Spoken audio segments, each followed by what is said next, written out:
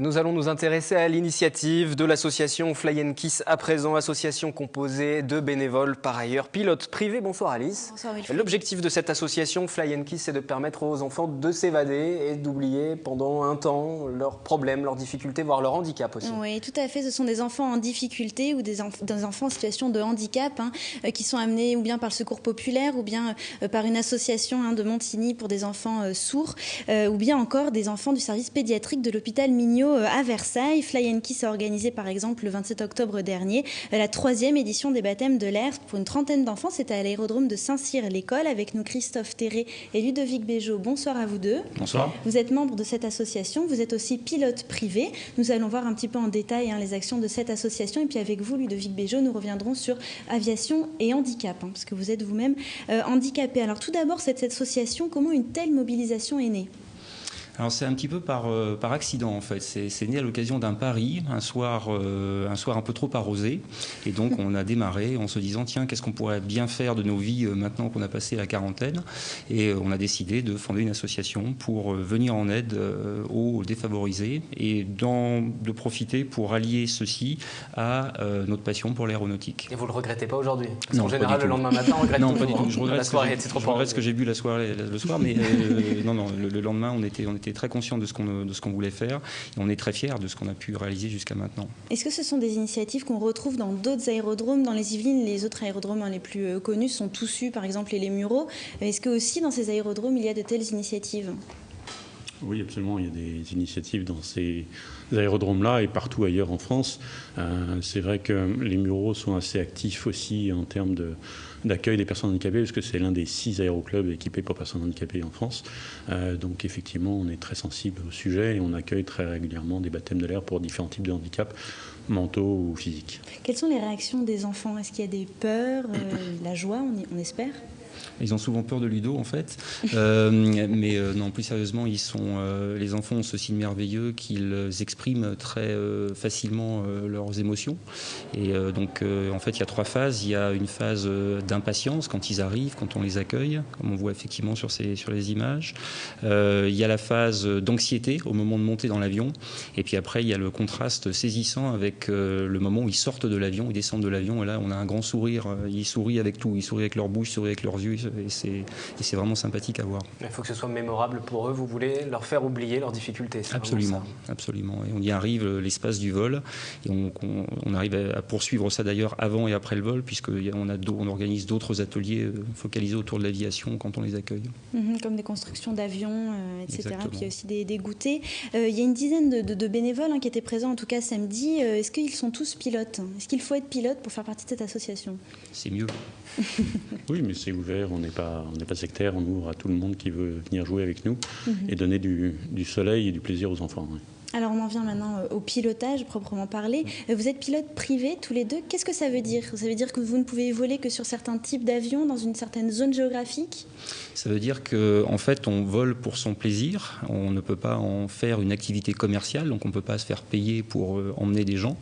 Par contre on peut partager les frais par exemple au cours d'un vol. Mais effectivement la vocation de pilote privé reste focalisée autour du loisir, même si l'activité est extrêmement encadrée. Et de la même manière qu'un avion privé vole comme un gros avion de ligne, c'est les mêmes principes de vol qui régissent cette activité. La réglementation, l'apprentissage suit des règles très strictes et très draconiennes. Donc c'est un loisir pour les gens qui ont quand même envie d'une rigueur et d'être capables effectivement d'appliquer notamment des règles de sécurité qui sont extrêmement importantes. Alors vous, Ludovic Béjot, vous êtes handicapé. Est-ce qu'il a fallu trouver un arrangement, adapter les avions que vous pilotez? Alors c'est une bonne question. Moi j'ai un handicap qui ne m'empêche pas de vivre, comme la plupart des personnes handicapées d'ailleurs. J'ai toujours refusé dans toute ma vie, que ce soit pour l'aviation ou d'autres domaines, d'adapter mon environnement à mon handicap. C'est moi qui m'adapte à l'environnement, mais ça c'est ma théorie. Malheureusement pour d'autres personnes, il y a des adaptations qui existent pour les personnes handicapées moteurs paraplégiques. On a inventé un système qui s'appelle le malonnier, qui remplace le palonnier, qui permet de diriger l'avion au sol et de coordonner les virages une fois qu'on est en l'air.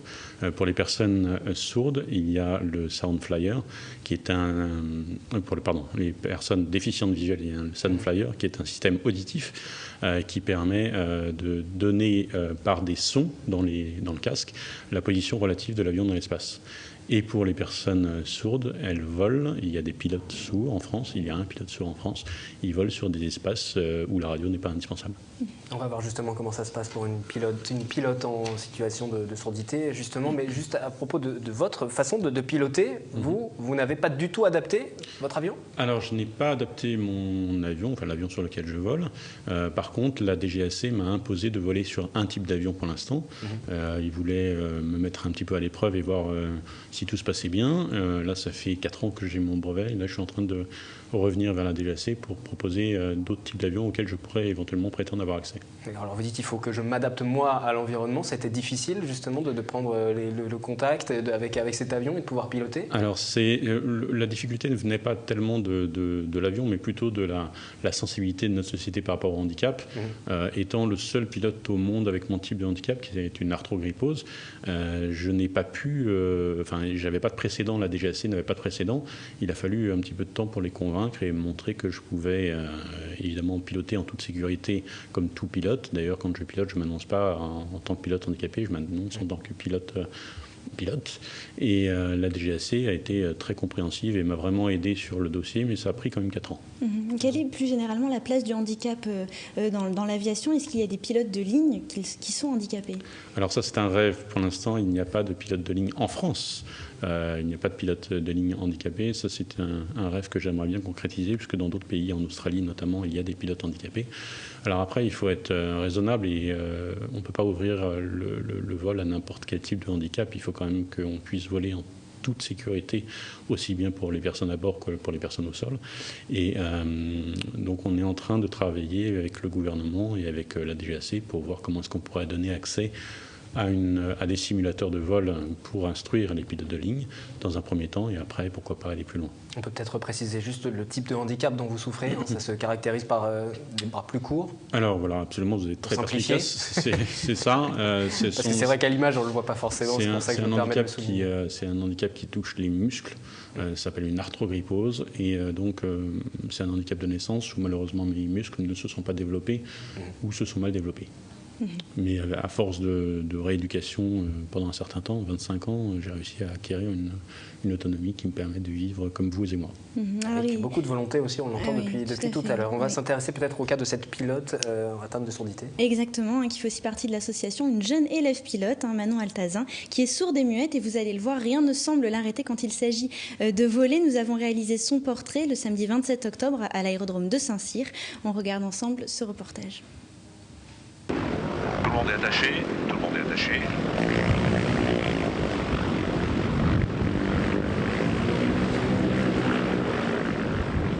Nouvelle journée de baptême de l'air pour les enfants en difficulté à l'aérodrome de Saint-Cyr-l'École.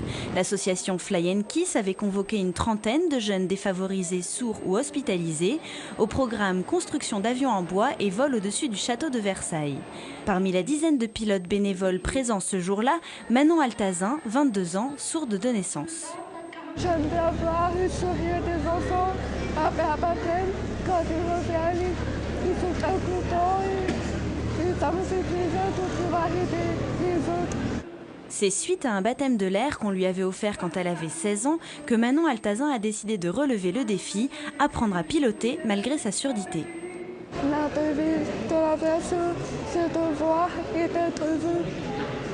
Donc, en tant que sourd, on a l'avantage de bien voir par rapport aux entendants. On a nos capacités d'observation qui sont compensées par la perte de vue. Très entourée dans son aéroclub des Mureaux, qui compte d'autres pilotes handicapés, la jeune élève est souvent confrontée à l'incompréhension des gens. Elle en a fait une motivation supplémentaire. J'ai eu des personnes qui me disent mais pourquoi quand tu vas à la répétition, tu peux pas. Mais cette question, ça m'avait un petit peu révolté. Donc ça m'a poussé à faire la formation pour prouver que c'est pas parce qu'on a un handicap auditif, moteur, n'importe qu'on ne peut pas faire les choses. et au contraire avec le handicap. Comme on a une compensation, au contraire on est parfois avantagé. Aujourd'hui, il existe plusieurs aéroclubs, dont celui des Mureaux, qui font la promotion de l'aviation pour les personnes handicapées moteurs. Mais la loi française interdit à un pilote handicapé d'exercer une activité professionnelle. Seuls quelques-uns ont pu obtenir une dérogation. D'autres ont passé leur licence aux États-Unis, pays qui autorise la professionnalisation des pilotes privés handicapés. Manon, de son côté, ne veut pas en faire son métier. Son rêve, devenir kiné. On précise donc qu'on a sous-titré ce reportage à l'intention de toutes les personnes sourdes et muettes qui connaissent Manon et qui pourront donc regarder ce portrait. Alors une dernière question, est-ce qu'on peut espérer qu'un jour Manon puisse voler seule? Parce que là elle explique qu'elle a un copilote pour utiliser la radio, mais est-ce que ce sera possible avec une nouvelle technologie? Alors c'est déjà possible, il y a déjà un pilote sourd qui est Henri Corderoy-Dutière, qui est un pilote français qui vole en France en toute légalité. Et comment il fait? Il vole sur des espaces non contrôlés. Ce qu'on appelle des espaces non contrôlés, ce sont des espaces où la radio n'est pas indispensable. Merci à tous beaucoup. les deux. Merci beaucoup. Plus d'infos sur Fly & Kiss également sur Internet. Merci Alice. Merci. Dans un instant, à votre place, c'est une autre journaliste de la rédaction qui va nous rejoindre, Valérie Auribeau. Ce sera pour la chronique environnement. Nous sommes mardi, c'est le jour de la chronique environnement. Pour le moment, direction Plaisir et ses lycéens qui travaillent sur le Goncourt avec l'aide de leurs enseignants. À quelques semaines de la désignation du Goncourt des lycéens 2012, ces élèves de première littéraire du lycée Jean Villard de Plaisir se réunissaient pour discuter et partager leurs impressions sur les œuvres sélectionnées. Entre Peste et choléra, L'enfant grec ou encore L'âme de fond, ces lycéens ont découvert un autre univers de lecture qui parfois était un peu éloigné de leur livre préféré. C'est pas forcément mon style de livre. Il y en a certains qui m'ont pas trop plu, mais d'autres qui sont intéressants parce qu'ils sont différents des livres classiques. C'est une bonne aventure, quelque chose d'extraordinaire, hors du commun. Ça m'aurait pas attiré en dehors, puisque c'est pas mon style de livre. Que lisez-vous justement? Des classiques. Ces lycéens avaient 11 livres à lire en 2 mois. Si parfois se plonger dans les chapitres a été difficile, les élèves se sont prêtés au jeu et leur regard littéraire a changé. Les élèves sont lancés dans la lecture là, depuis le 4 septembre. Donc certains ont déjà tout lu sur les 11 livres, donc c'est vraiment très très bien. D'autres s'y sont mis un peu plus tard, mais là ça y est, il commence à y avoir une bonne dynamique de lecture. Et surtout leur lecture ont mûri, donc ils ont un regard beaucoup plus aiguisé, une critique beaucoup plus fine, et ça c'est vraiment intéressant. Il leur reste quelques jours pour parcourir les dernières pages des livres pas encore ouverts. Un délégué de classe se rendra à la dernière étape au mois de novembre à Paris pour participer à la nomination du lauréat 2012.